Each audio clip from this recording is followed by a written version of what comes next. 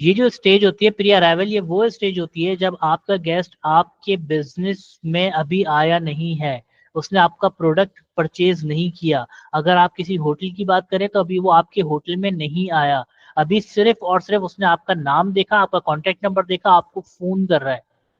अब वो आपसे फोन करने के बाद आपसे सारी इंफॉर्मेशन ले रहा है कि भाई कौन कौन से रूम की कैटेगरी है आपके पास, उसका रेंट क्या है, उसकी क्या फैसिलिटीज मुझे मिलेंगी, क्या स्विमिंग पूल है आपके होटल के अंदर, क्या स्पा है आपके होटल के अंदर, क्या जिम है आपके होटल के अंदर, क्या सलून है आपके होटल के अंदर, मुझे शॉपिंग करनी है, क्या शॉपिंग की फैसिलिटीज हैं आपके पास, अगर मुझे टिकट बुक करवाने हो क्या टिकट फैसिलिटीज हैं आपके पास, मैं टेनिस खेलता हूँ रोज सुबह उठ के, क्या टेनिस कोर्ट है आपके पास। वो क्वेश्चंस हैं जो वो आपसे पूछ रहा होता है, ठीक है, और इसके आंसर्स आपके पास होने चाहिए, आपको पता होना चाहिए। तो उस स्टेज के ऊपर जो आपके लिए सबसे बेस्ट चीज है, वो बेस्ट चीज पता है क्या है? आपकी इंफॉर्मेशन। प्री अराइवल स्टेज के ऊपर आपके बिजनेस के बारे में, आपके प्रोडक्ट के बारे में जितनी ज्यादा इंफॉर्मेशन आपको होगी, आपके गेस्ट का ट्रस्ट और उसका कह लें कि ब्लाइंड ट्रस्ट जिसे हम कहते हैं, वो उतना बढ़ता जाएगा। क्योंकि वो आपसे सवाल कर रहा होगा और उसको जवाब दे रहे होंगे, वो आपसे सवाल करेगा, आप उसको जवाब दे रहे होंगे। अगर आपको अपने कंपनी के बारे में हर चीज पता है, अगर आपको अपने प्रोडक्ट के बारे में हर चीज पता है, अगर आपको अपनी कंपनी की फैसिलिटी के बारे में हर चीज पता है, अगर आपको अपनी कंपनी के सराउंडिंग एरियाज के बारे में सब कुछ पता है, तो इतना ईजी हो जाता है आपके लिए अपना बिजनेस करना कि जिसकी कोई हद नहीं है। आप बोलेंगे बस कोई कॉल आ जाए मेरे पास, बुकिंग तो मैं करवा ही दूंगा। क्योंकि जब आप उसको आंसर कर रहे होते हैं, तो आप आंसर इतने अच्छे तरीके से कर रहे होते हैं क्योंकि आपको सब चीजों की नॉलेज होती है। वो आपसे पूछेगा कितने टाइप के रूम्स हैं, आप बोलेंगे 10 टाइप के रूम्स हैं, आप उनको रूम की टाइप्स बताना शुरू कर देंगे। वो बोलेगा हाँ इस बंदे को इन्फॉर्मेशन है। फिर वो आपसे कोई और सवाल करेगा, वो आप उसको आंसर दे देंगे। अगर फर्ज करें 3 या 4 5 क्वेश्चन उसने किए, जिसमें से 4 क्वेश्चन के आपको एक्यूरेट जवाब आते थे, देन उसने 5वां क्वेश्चन किया, आपको जवाब ही नहीं पता उसका। अब आप क्या करेंगे?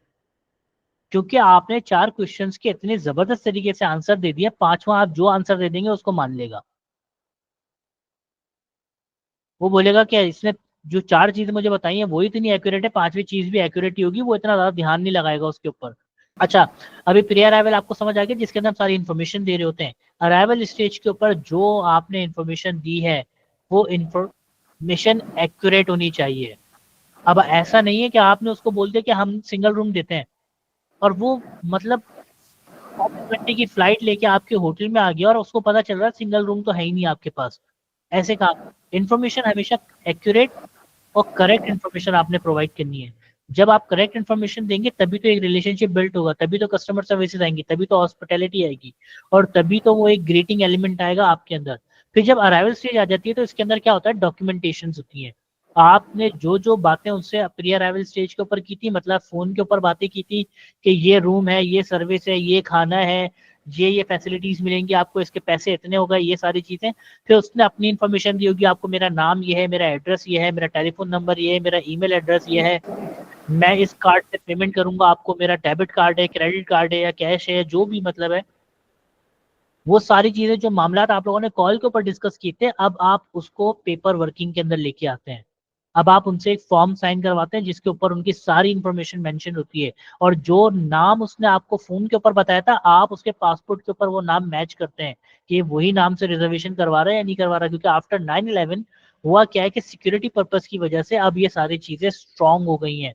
अब क्या होता है कि आपको जब किसी भी होटल में बुकिंग करवाते हैं ना, तो वो जो आपका नाम और आपका एड्रेस और ये सारी चीजें आपसे लेते हैं, तो नियरेस्ट पुलिस स्टेशन होता है ना, वहाँ पे डेली बेस के ऊपर वो एक रिपोर्ट सेंड करते हैं कि आज हमारे होटल के अंदर इतने लोगों ने चेक इन किया है, और आज इतने लोग हमारे होटल से जा चले गए हैं। तो वो इन्फॉर्मेशन बहुत इंपॉर्टेंट होती है, क्योंकि अगर खुदा ना खास्ता कोई इंसिडेंट हो जाए, होटल के अंदर कोई मर्डर हो जाए या कुछ हो जाए, तो आपके होटल के पास हर बंदे की हर एक छोटी छोटी इंफॉर्मेशन होनी चाहिए कि कौन आया था, कब आया था, किस वजह से आया था, क्यों आया था, कितनी देर हमारे होटल में रहा, किस टाइम एंटर हुआ था, किस टाइम एग्जिट हुआ। हर चीज की इंफॉर्मेशन आपके पास होनी चाहिए। फिर उसके बाद ऑक्यूपेंसी। ऑक्यूपेंसी स्टेज कौन सी है? ऑक्यूपेंसी स्टेज वो है जिसके अंदर क्या होता है कि अब आप अपने आपने रिजर्वेशन करवा ली, आपने अपनी रजिस्ट्रेशन जो भी डॉक्यूमेंटेशन थी वो सब करवा ली, और आपके फ्रंट ऑफिसर ने आपको चाबी दे दी रूम की, अब आप अपने रूम में चले गए।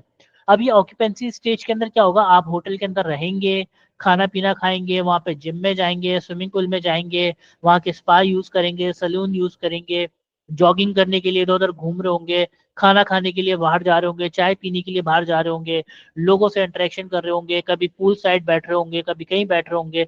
आप मतलब सारी जो फैसिलिटीज आपके होटल की हैं वो सारी की सारी फैसिलिटीज अवेल कर रहे होते हैं। और इस पूरी फैसिलिटीज के दौरान आप एज अ कस्टमर कभी भी कैश पेमेंट नहीं करते। मतलब आप किसी चाय कॉफी के, मतलब आपने किसी कैफे के पास बैठे, आपने कॉफी मंगवा ली, और आपने जब कॉफी पी, अब आप उसको कैश पेमेंट नहीं करेंगे उस कॉफी की, आप उस बिल के ऊपर साइन करेंगे अपने, और वो उसकी पेमेंट का होगी जब आप डिपार्चर के टाइम अपने सेटलमेंट कर रहे होंगे बिल की, तो आप पेमेंट वहां करेंगे उसको। उसके बाद डिपार्चर, इस स्टेज के ऊपर क्या होता है, जो भी आपकी बिलिंग वगैरह होती है, उन सारी जो भी आपकी आपने पेमेंट करनी होती है, आपने कहा होता है कि मैं कार्ड से पेमेंट करूंगा, या मैं कैश से पेमेंट करूंगा, या मैं क्रेडिट कार्ड से पेमेंट करूंगा, या डेबिट कार्ड से पेमेंट करूंगा। अब आप इस स्टेज के ऊपर अपना बिल चेक करते हैं, आपको पेमेंट सही लगती है, आप पेमेंट करते हैं, और टाटा बाय बाय, आप अपने रास्ते और होटल अपने रास्ते। वो ये है। इसके अंदर हम बात करेंगे रूम स्टेटस की, जो मैंने भी आपसे बात की थी ना थोड़ी देर पहले, कि मुझे कैसे पता चलेगा कि रूम किसी के पास है या नहीं है, उसके अंदर कोई खराबी तो नहीं है। तो वो बेसिकली ये स्टेटस होते हैं, ये आपके सिस्टम के अंदर क्या शो करवा रहे होते हैं। आप कोई सा भी रूम नंबर टाइप करेंगे ना, तो उसके अंदर एक स्टेटस आ रहा होगा, और एक वक्त में एक रूम का एक ही स्टेटस हो सकता है, दो नहीं हो सकते। ठीक है। तो वो सिस्टम ऑटोमेटिकली पिक कर रहा होता है, क्योंकि वो पिक कैसे कर रहा होता है, क्योंकि आप सिस्टम को कमांड दे रहे होते हैं। ठीक है। अब जैसे सबसे पहले क्या है, ऑक्यूपाइड। जब आपके पास गेस्ट आता है और अराइवल स्टेज हो जाती है, और आप उससे सारी डॉक्यूमेंटेशन कर लेते हैं, और आप उसको रूम की पकड़ा देते हैं, और वो अपने अपने रूम में चला जाता है। अब वो आपके जब होटल में जाएगा ना, जब आप उससे रूम की इशू कर रहे होते हैं, तो आप सिस्टमेटिक वे में इसको रूम की इशू करते हैं। तो जैसे ही आप सिस्टम में उसको एंटर करते हैं ना, कि मैंने फलाना रूम, फर्ज करें रूम 101, मैंने मिस्टर अहमद को दे दिया, और आप एंटर कर देते हैं, और आप उसको रूम की देते हैं, तो जब आपने एंटर किया था ना, तो सिस्टम ऑटोमेटिकली आपके रूम का स्टेटस चेंज करके उसको ऑक्यूपाइड कर देगा। अच्छा, अब ये रूम आपने दिया, अब मॉर्निंग में कोई आता है, और मॉर्निंग वाले को ही पता था कि कल तक तो ये रूम खाली था, और आज जब वो सुबह अपनी शिफ्ट पे आया है, तो उसे पता चलता है कि रात को सुमेरा ने ये रूम सेल कर दिया, क्योंकि यहाँ पे इसका स्टेटस ऑक्यूपाइड आ रहा है। और जब तक वो ऑक्यूपाइड रहेगा, जब तक गेस्ट आपका होटल छोड़ के नहीं जाता। ठीक है। फिर दूसरा स्टेटस क्या है, कॉम्प्लीमेंट्री। अक्सर ऐसा होता है कि कोई कंप्लेन्स होती हैं हमारे पास, तो हम क्या करते हैं, उसके ऊपर गेस्ट को कॉम्प्लीमेंट्री कर देते हैं रूम। कॉम्प्लीमेंट्री का मतलब ये होता है कि अब वो इस रूम में रहेगा तो, लेकिन अब वो हमें पेमेंट नहीं करेगा, ये फ्री में रूम दिया हुआ है हमने उसको। या फर्ज करें कोई आपके ओनर का दोस्त आ गया, कोई रिश्तेदार आ गया, या आपका ओनर खुद उस होटल के अंदर रुका हुआ है, क्योंकि ओनर्स तो अक्सर आ रहे होते हैं ना। तो वो क्या होता है कि वह ओनर आ गया अपने होटल में, और वो 4-5 दिन के लिए अपने होटल में ही रुका हुआ है, तो आप ओनर से तो पैसे नहीं लेते, तो आप उसको कॉम्प्लीमेंट्री रूम दे देंगे। उसके बाद तीसरा क्या है, स्टे ओवर। स्टे ओवर ये होता है कि आप फर्ज करें किसी होटल में जाते हैं, और आप होटल बुक करते हैं 3 दिन के लिए। ठीक है। आप बोलते हैं आज है 28, आप बोलते हैं 29, 30 और 31 को मैं आपके होटल में रुकूंगी, और 31 की रात को मैं चली जाऊंगी। ठीक है। और 31 तारीख को आपने जाना था, लेकिन अनफॉर्चुनेटली कुछ ऐसा हो जाता है कि आपकी फ्लाइट या तो मिस हो गई, या आपकी फ्लाइट कैंसिल हो गई, या आपकी जिस, फर्ज करें आप किसी मीटिंग को अटेंड करने आई थी, तो आपका मीटिंग 2 दिन के लिए और एक्सटेंड हो गई। अब आपने 2 दिन और रुकना है इस शहर के अंदर।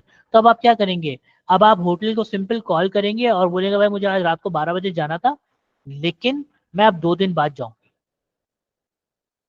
तो ऐसे जो गेस्ट होते हैं, उससे हम क्या कहते हैं, उसे हम कहते हैं स्टे ओवर। फिर जो आपके रूम का स्टेटस हो जाएगा ना, वो स्टे ओवर हो जाएगा।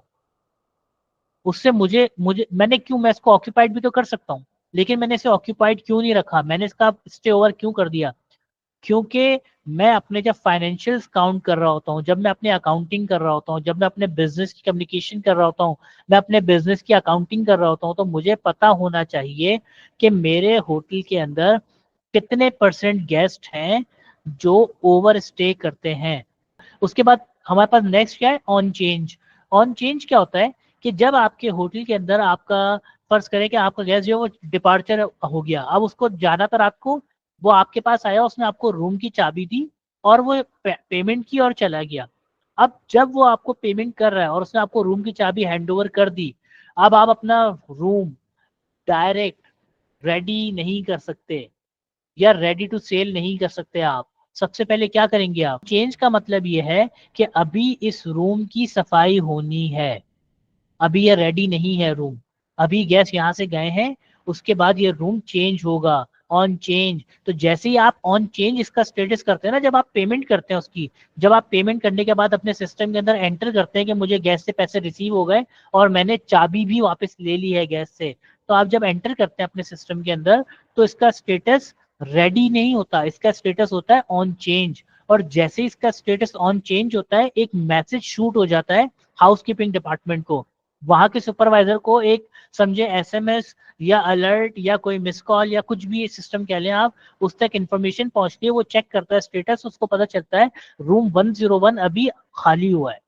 मैं आपको आपका अपना रैंडम नाम बता के बुकिंग करवा लूं और आप भी आंखें बंद करके मेरी बुकिंग कर लें, और मैं बोलूं ये लोग तो बेवकूफ बन गए, मैंने खाया पिया उसके बाद मैं गायब हो गया होटल से, ढूंढते रहे अब आप मुझे, क्योंकि मैंने तो अपना नाम भी आपको ओरिजिनली बताया। तो इसी वजह से मैंने जो पीछे बात की थी कि जब हम किसी भी गेस्ट को रूम दे रहे होते हैं तो उससे पहले उसकी आइडेंटिफिकेशन प्रॉपर तरीके से करते हैं, देन उसको हम रूम देते हैं।